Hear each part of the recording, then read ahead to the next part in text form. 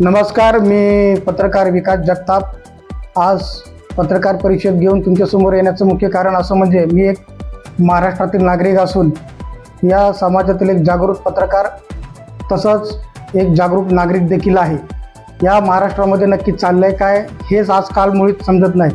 माननीय मुख्यमंत्री देवाभाऊ, आज मी तुमच्यासमोर या प्रेस कॉन्फरन्सच्या माध्यमातून येतोय कारण माझ्यासारख्या एका पत्रकाराला एका सेवानिवृत्त पोलीस निरीक्षकाने काही गुंडांना हाताशी धरून मला समाजातून बहिष्कृत केलेला आहे। या सामाजिक बहिष्काराची जी तक्रार आहे ती मी 11 फेब्रुवारी 2026 रोजी मुंब्रा पोलीस स्टेशन येथे दिलेली आहे।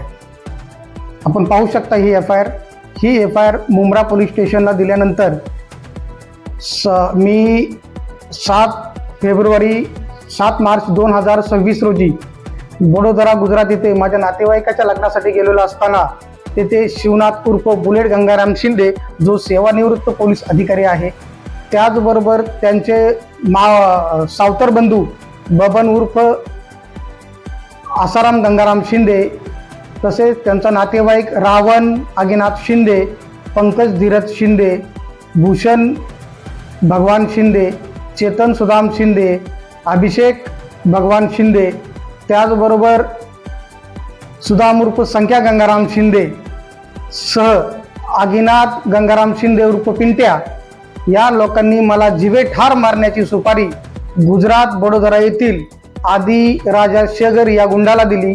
या गुंडाने लग्न कार्यासाठी मी तिथं गेलेलो असताना 7 मार्चला गुजरात येथे त्यांनी माझ्यावर प्राणघातक हल्ला केला। त्याच्यानंतर मी माझं सुदैवाने मी वाचलो, माझे प्राण वाचवण्यात मी सक्सेस झालो त्या ठिकाणी।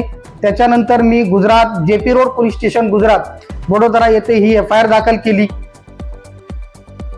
ही एफ आय आर दाखल केल्यानंतर मी पुन्हा मुंबईमध्ये आलो आणि ज्या ठिकाणी मुंब्रा पोलीस स्टेशनला जो गुन्हा दाखल केला होता मी जात पंचायतीचा सामाजिक बहिष्काराचा, त्या अनुषंगाने मी माननीय राठोड साहेब यांच्या कोर्टामध्ये ठाणे येथे BNS प्रमाणे 164 प्रमाणे मी जबाब दिला।